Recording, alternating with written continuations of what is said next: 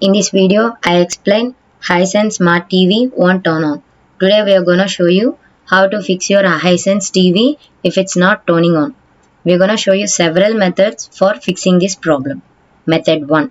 The first thing to try here is really the simplest. Just basically unplug your TV from the wall, wait about 60 seconds. Now don't be impatient. Here wait for the 60 seconds. Then plug it back in. This will reset your TV. If it not clear the problem, then let's go on to the next try. Method 2. Remove both batteries from the remote control.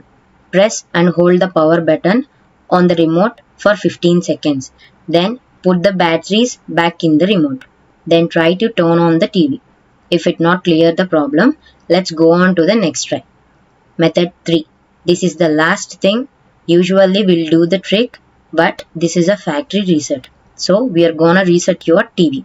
Go to the settings, go to system, go to advanced system settings, click on factory reset. That definitely solves your problem.